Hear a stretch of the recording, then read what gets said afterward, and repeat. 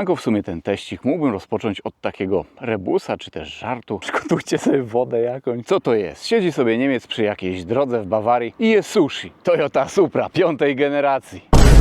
Czy to Toyota, czy to BMW, no 100% JDM-u to nie jest, ale wiecie co? Powiem wam stety, że nie jest to takie 100% JDM-u. Jest to wersja podstawowa z 2.0 turbo pod maską, ale za to po programie Race Chip tutaj został zaamplikowany. W dzisiejszym filmie przyjrzymy się tej mega ciekawej, pięknej maszynie z bliska oraz skoczymy na próbę autostradową, zmierzymy ją raceboxem. Wiele osób stwierdzi, że taka Toyota Supra, no to tylko z 6-cylindrowym silnikiem pod maską z B58. Tutaj też znajdziemy masę plusów. W przypadku wielu samochodów ktoś może stwierdzić, że na przykład dane auto mu się podoba, no to bierze sobie bazowy silnik, by po prostu sobie nim jakoś tam śmigać. Ale nie w tym przypadku. Supra naprawdę oferuje tutaj nam sporo emocji, nawet w podstawowej wersji. Bardzo fajne osiągi, niesamowitą frajdę i jadość z jazdy, ale nawet jeśli tak patrzymy na ten samochód z zewnątrz, to może zabrzmi to troszeczkę dziwnie, ale mam nadzieję, że mnie zrozumiecie. Ja miałem nawet tutaj frajdę, gdy wycierałem po myciu ten samochód dzisiaj. Po prostu mi się on strasznie podoba.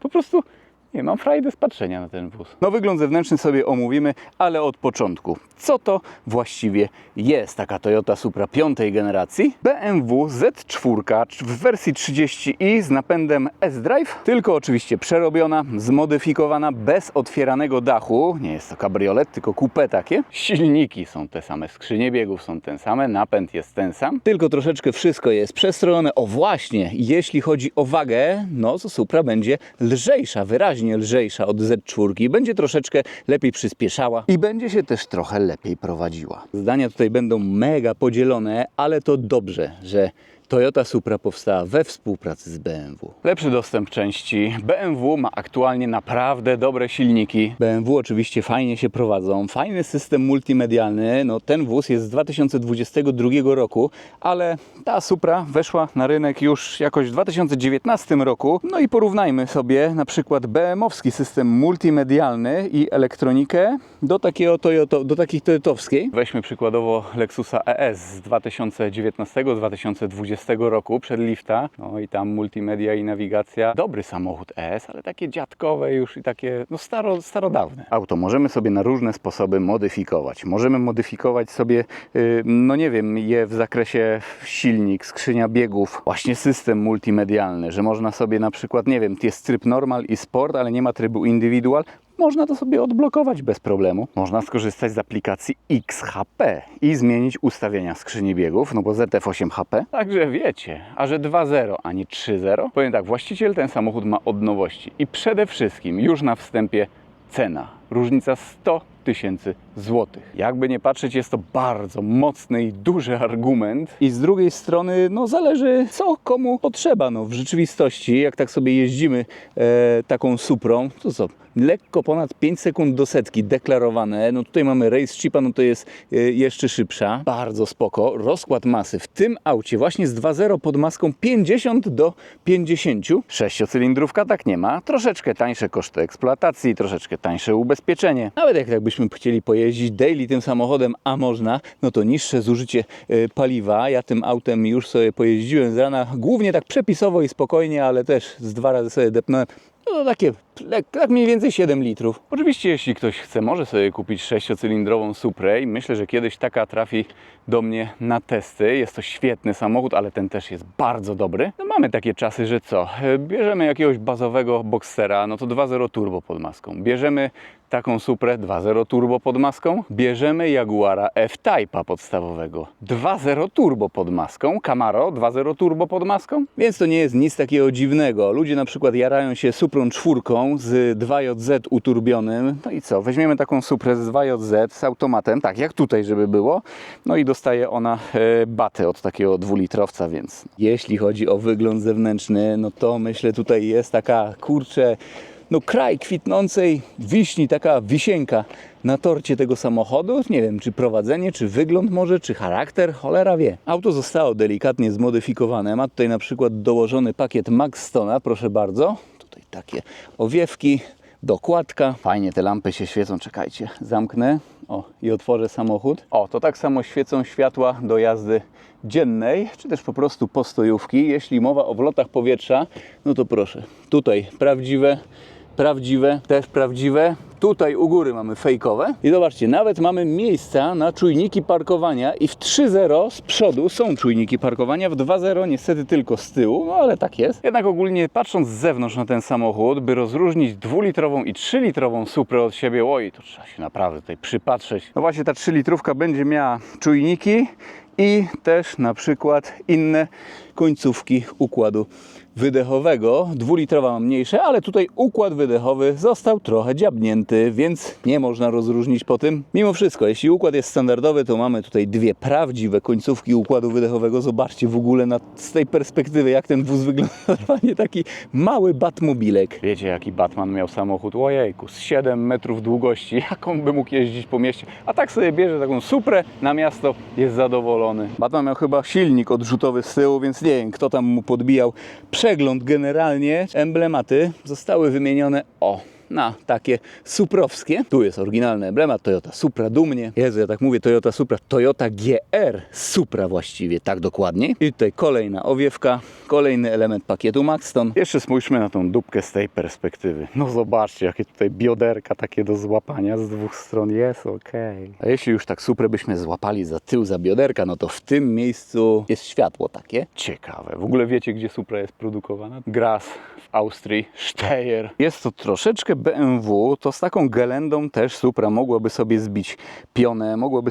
pionę, z Unimogiem, z Grand Cherokee, takim starszym, kiedyś był na kanale 4.7, szalony mix, aż dziwne, że to wszystko po prostu trzyma się kupy, trzyma się kupy. Bo wiecie, że czasami jak się wszystko tak zmiesza, to wychodzi z tego to takie błotko po prostu, a tutaj naprawdę, nie no, petarda, Supra taka petarda. Dobra, jeszcze sprawdźmy sobie wloty. Tutaj są fejkowe po bokach. Kurczę, tutaj też są fejkowe. I tutaj na drzwiach są fejkowe. No świetnie to wszystko wygląda, ale jeśli komuś zależy, no taki prawdziwa motoryzacja, będzie musiał się z tym pogodzić. Zresztą jak komuś zależy, że to prawdziwa motoryzacja, żeby to wszystko było takie szczere i prawdziwe, no to kurczę, nie wiem, czy weźmie Suprę, bo przecież to bardziej BMW niż Toyota. Zajrzyjmy do środka, zacznijmy sobie od bagażnika.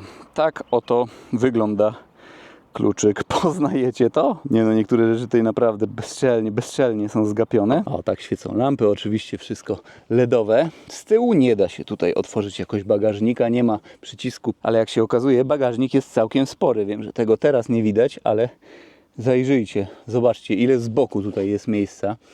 Tutaj za fotelami. O, cyk. No takie 3 torby podróżne spokojnie tutaj wejdą. Bagażnik ma pojemność 300 litrów. Może otwór załadunkowy nie jest jakiś super praktyczny, ale no umówmy się, ten samochód nie jest jakiś taki super, wiecie, no nie jest to Skoda Super, chociaż wiecie co. Jakby tak porównać pojemność bagażnika do ilości osób, jakie mogą podróżować samochodem, no to Super ma mniej więcej bagażnik 600 litrów, tutaj mamy 300. W Superbie 5 osób, tutaj 2 osoby. Patrzcie, z pojemnością bagażnika wygrała Supra z Superb. Zajrzymy do środka, no tutaj też to jest akurat dołożone, taki klimacik, akcencik. BM-owskie też nie jestem pewny, czy tutaj są klamki, ale chyba tak, na 100% jest jak w BMW, o, kilesik, że tutaj się po prostu otwiera. Znaczy otwiera się tak, a zamyka się tutaj przyciskając. Wnętrze jest całkiem fajnie wykonane, tutaj miękki, cały materiał ten jest miękki, tu jest miękko i tutaj dopiero ten kawałek na dole jest twardy. Trochę niepraktyczny, bo mały schoweczek z boku. Też coś mi tu śmierdzi BM-eczką. Tutaj też. Tutaj BM-eczka. Oj, BM-eczka. Fotele. Proszę bardzo. Takie fotele ma 2-litrówka, ale wiecie co, z fotelami to zależnie od wersji i od rynku, bo 3-litrówka ma zawsze skóry, przynajmniej na polskim rynku, jednak egzemplarze ze Stanów na przykład mają takie właśnie fotele. Wiem, że występowały jeszcze Supry z fotelami całymi materiałowymi, no tutaj mamy Alcantarę plus skórka po bokach. I też BM-eczka, proszę bardzo, regulacja kołyski nawet, ale bardzo fajnie tutaj się siedzi, w ogóle wygodne nawet te fotele są. Proszę, cyk, hashtag rasowość. Mając 2 metry wzrostu muszę się troszeczkę skulić, by tutaj wejść. Jak się tak wyprostuję, dotykam włosami o podsufitkę, ale nie czaszką. Gdybym był łysy, byłoby tutaj w zasadzie idealnie. No może tutaj na nogi troszeczkę tak, o, jak spojrzymy, troszeczkę jest mniej miejsca, bo tutaj tunel jest tak wysoko poprowadzony, ale to na przykład jest miękkie. To jest miękkie, tutaj jest miękko, deska rozdzielcza jest miękka, tutaj jest miękko, auto ma mniej więcej 20 000 kilometrów przebiegu, trochę black piano, tutaj właściwie sobie dołożył, kilka rzeczy jest tutaj dołożonych, bo na przykład lewarek, proszę, karbonowy, o teraz widać. Tutaj w 3 litrówkach to jest też karbonowe, ale to jest też zmienione na karbonowo, oklejone, tutaj też jeszcze wstaweczka, no i oświetlenie ambiente też tutaj jest dołożone, ale szczerze mówiąc wygląda tak, jakby było fabryczne. Odpalimy sobie maszynę. To jak w BMW, że nie musimy przyciskać, a tylko dotykać. O i tutaj ekran już reaguje. Tutaj sobie możemy zapamiętać różne nasze takie skróty. Klima automatyczna, dwustrefowa, podgrzewane fotele. To jest też, wiecie, Bawaria, hashtag bawarski rzezimieszek. Jakiś pojemniczek, 12V USB. Będzie tu jak w BMW. O, tak. I wciśniemy P. To jest bezczelnie przełożony. Ale wiecie co? Bardzo dobrze, bo tym się świetnie obsługuje system multimedialny. Oczywiście wyświetlacz jest tutaj też dotykowy. O, proszę bardzo. Tak wygląda system multimedialny. BM-owski, aczkolwiek troszeczkę tak przerobiony, ale tak troszeczkę tylko. Widżeciki. O, tutaj takie menu. Layout, po prostu oprogramowanie jest troszeczkę zmienione, by to optycznie chociaż trochę inaczej wyglądało, ale no nie da się ukryć, proszę Państwa. O, cyk. Wszystko to działa ok, jest mega przyjemne w obsłudze. Kolejne fizyczne przyciski, system start-stop i został tutaj on kompem obrócone jego działanie. Możemy sobie oczywiście go włączyć, ale domyślnie jest po prostu, jak się go wyłączy, no to jest wyłączone. To nie dałoby się tak zaprogramować łatwo tego, a właściwie tutaj sobie sam mógł to zrobić. Tryby jazdy normal i sport. Jest sport plus i indywidual i jest coś takiego jak skonfiguruj indywidual. Tego nie ma normalnie w Suprze podobno. Amortyzacja, układ kierowniczy, silnik, skrzynia biegów, kontrola trakcji, safety system. O ile wiem, nawet procedurę tutaj się odpala tak samo jak w BMW, indywidualnie, skonfiguruj indywidualnie. No nie wiem, czy ostry złapał, teraz widać. Ręczny elektryczny, podłokietnik miękki i tutaj pod spodem jest schowek? Nie wiem, chyba nie ma schowka, ale mamy w nim uchwyty na kubki. Jest to powiedzmy średnio trochę wygodne. Jeśli mowa o praktycznych elementach, to tutaj jest schowek. Tutaj akurat są właściciela rękawiczki. Tutaj został dołożony schowek na okulary, bo niestety standardowo tu nie ma takiego schowka. Proszę bardzo. O, no taka ergonomia auta sportowego, takiej kupejki. Proszę. Jeśli mowa o widoczności w ogóle, no właśnie, perspektywa z oczu kierowcy, tak to wygląda.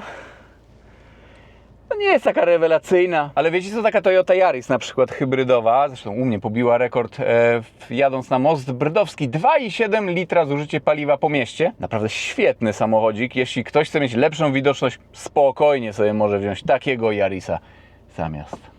Super. Będzie miał jeszcze nawet 5 miejsc siedzących, nie 2. I kierownica. Oj, kurczę te panele BM-iarze. Co sądzicie?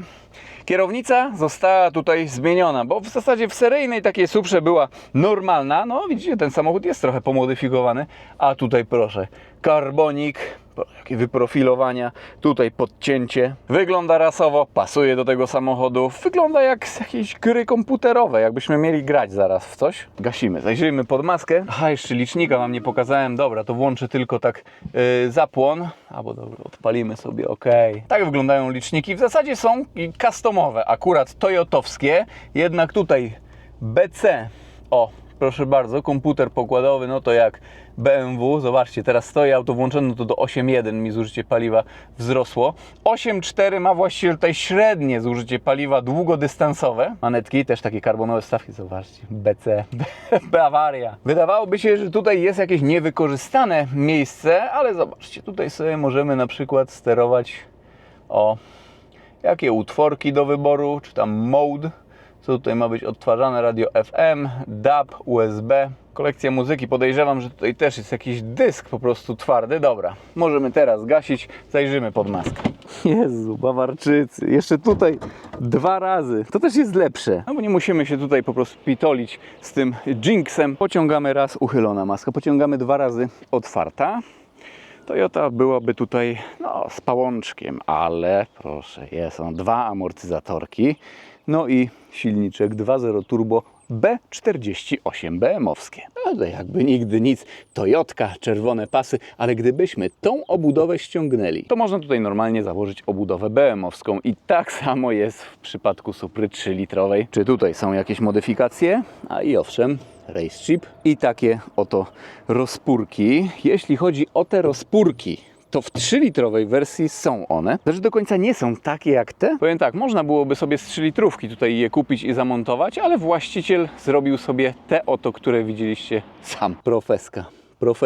Pięknie to wygląda. Ten silnik skonfigurowany jest z napędem na tył oczywiście. W Suprach nie ma X-Drive'u, można tak powiedzieć, nie ma X-Drive napędu. Ciekawie, ta maska jest otwierana zupełnie tak jak w BMW Z4. Automatyczna 8-stopniowa skrzynia biegów ZF 8 HP, nie ma tutaj manuali. Normalnie w ADAC pisze nawet B48, B20B, oznaczenie ma silnik. 258 koni mechanicznych oraz 400 Nm. Auto ma mniej więcej 4,4 metra długości, także nie jest za duże. Pomyślimy, oj, 258 koni mechanicznych, mogłoby być tutaj troszkę więcej. Ktoś by rzekł, ale ten wóz naprawdę daje radę. Przyspieszenie do pierwszej setki deklarowane przez producenta 5,2 sekundy. Jeszcze zwróćmy uwagę, jakie mamy tutaj oponki szerokie, felgi 19 cali, opona z przodu 255, tyłu natomiast 275. No także klei się tutaj jeszcze w taką pogodę jak dziś.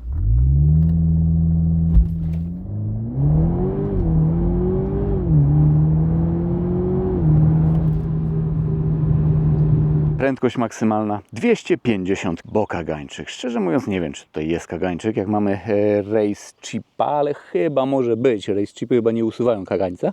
No i najważniejsze, ile tutaj jest kucy po tym wzmocnieniu takim jakby 293 konie mechaniczne oraz 448 Nm.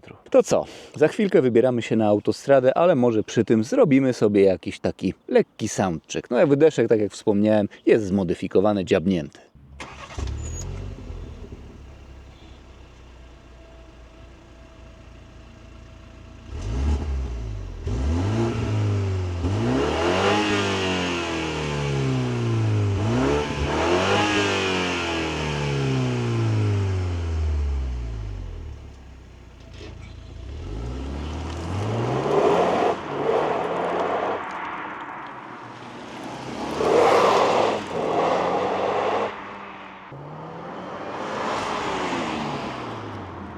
No dobra, jesteśmy na miejscu, palimy maszynę. Proszę bardzo, właściciel tutaj moją Suprą sobie dzisiaj się wymieniliśmy trochę. Sobie pojeździ. Zwróćcie uwagę, 50 do 100 km na godzinę, niemieckie wioski i krajówki i zużycie paliwa 6,1, bo przeparkowaliśmy tutaj jeszcze auta.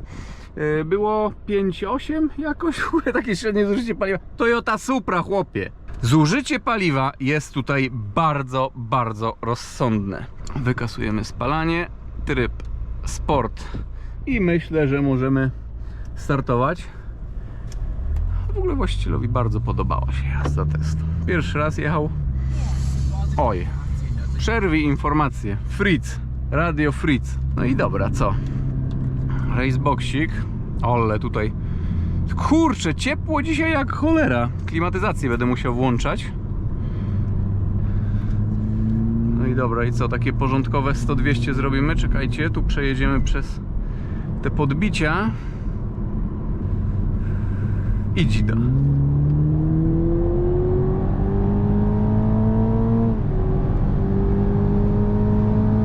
No, ale dla tego kokpitu jest tutaj jak w jakimś... Nie wiem, ta maska tak wystaje, te małe szyby. No taki Batmobilek. No i proszę, 15,4,1. No ale niestety jak mamy tutaj pakiet... O, coś tam kamerka. Coś tutaj się odzywa mi. Jak mamy tutaj pakiet Maxtona, no to niestety, ale on nam trochę psuje przyspieszenie. W takim Golfie R to bodajże, ja wiem, 0,6 sekundy chyba nawet, także wyraźnie. Ale to wiecie, w każdym aucie jest inaczej. No i to takie bujnięcie będzie. Wiatr jest taki Coś tam jest wiatru, ale szczerze nie wiem, z której strony wieje.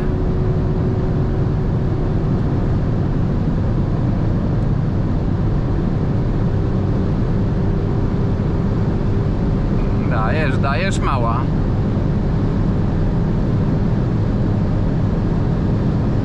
No i dobra. I takie porządkowe 250 km na godzinę według prędkościomierza. 241 według GPS-u było. No i patrzcie, mimo pakietu Maxtona można 200-250 ja bym tutaj jeszcze zbadał. Odpuściłem, bo i tak by pod górkę było. No i dobra, tu może będzie 200-250. Bardzo pewne prowadzenie. Fajny jest tutaj układ kierowniczy, że jest takie fajne sportowe, ma przełożenie, ale przy wysokich prędkościach wciąż jest bezpiecznie. O, właśnie w Tesli mojej na przykład. No to jest taki problem, że jest trochę zaczuła.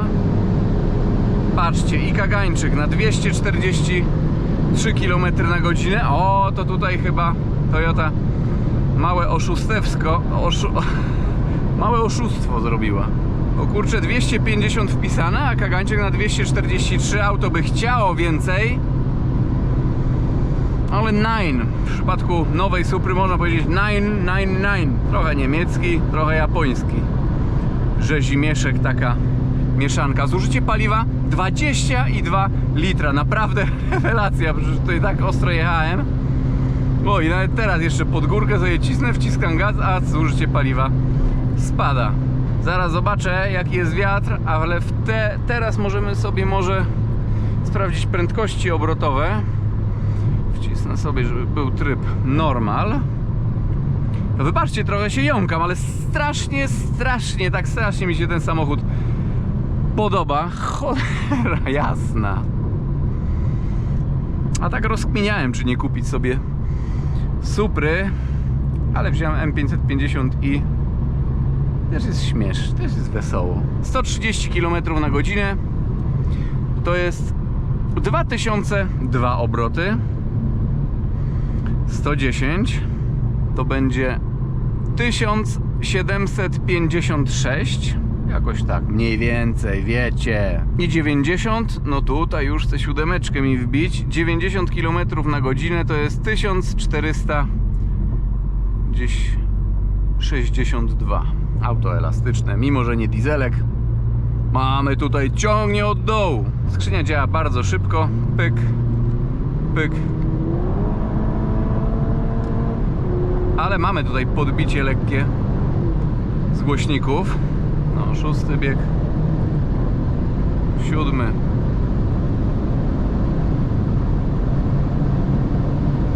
No, to taki luźny Ryszard jest.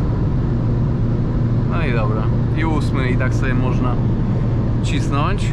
No i teraz było nawet troszeczkę tak z wiatrem. Nie ma dzisiaj jakiegoś dużego wiatru, ale było troszeczkę z wiatrem. Dobra, zobaczymy sobie jeszcze 100-200 po zawrotce, myślę. O, pozdrawiamy tutaj widza w Oktawce 2, ale też ładnie pojechał. Tam 200 GPS-owe było. Soundcheck. Musiałem sobie już klimatyzację nawet na trochę włączyć. Nie wiem, czy ta kamera dzisiaj to wytrzyma, czy się nie przegrzeje. Dobra, szybko tryb sport. I dzida. Ole, tam szumi z tyłu. O cholera jasna. Ale to się skubaństwo klei.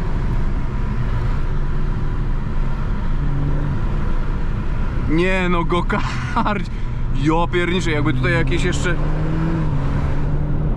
zawieszenie, taki jakiś gwincik dać, to ja pierniczę po torze, to przecież do jakiej prędkości trzeba się rozpędzić, żeby w ogóle to poszło bokiem. Oczywiście taką Suprą można latać bokiem, da się latać bokiem, ale po prostu jakbyśmy mieli taką 6-cylindrową Suprę, no to bokami można polatać przy wyższych prędkościach niż 2-litrową. To ja tak kurczę się jąkam. Właściwie wcześniej miał GT86 Toyota i tamta, wiecie, samochód 200 koni mechanicznych, ale też dało nim się fajnie pobawić. No ale już tak jak się wyjechało na autostradę, z tego co rozmawialiśmy, z relacji wynika, że po prostu brakowało tej pary, nie? Tutaj to już bez przesady, że brakuje komuś bez przesady. Dobra. Ciężarówki niech się tutaj wyprzedzą.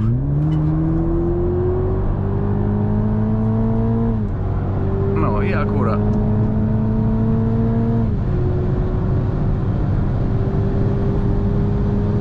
Ale podskakujemy troszkę. Ale nie jest to poziom Focusa. No i patrzcie, teraz pod wiatr, a 14,78. Ciekawe.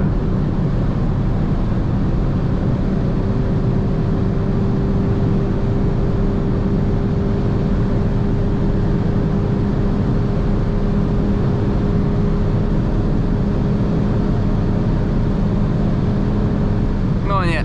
244 km/h według GPS-u i kagańczyk. Tutaj zwalniamy, bo nie wiadomo, czy ktoś będzie chciał wyprzedzić, czy nie. No, damy na 7. bieg na przykład. O, 7. Tu będzie tak z górki i niby na 8, niby ten kagańczyk może gdzieś tam zaśpi.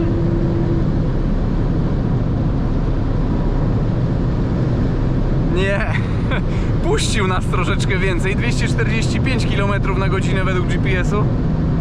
Ale nie. Tak prawie jakbyśmy na baletach w sportowych, na balety w sportowych butach mieli przejść, ale ochroniarz, hola, cofasz się. Wiecie jak to jest, Myślę, że bez pakietu Maxtona byłoby tutaj, ja wiem, tak 14,2, 14,3 100-200. No widzicie, taki czas pod wiatrem, bez wiatru to powinniśmy tak mniej więcej 14 mieć. Ciekawe. Próba autostradowa, teścik kompletny. Mam nadzieję, że ten samochód Wam się niesamowicie podoba. Było to coś niesamowitego, ale to jest maszyna. Jak ona w ogóle wygląda i jaki to jest klimat, proszę Państwa. No ja pierniczę. Mega. Pozdrawiam i do zobaczenia w jakimś kolejnym filmie, kolejnym odcinku. Na razie, trzymajcie się.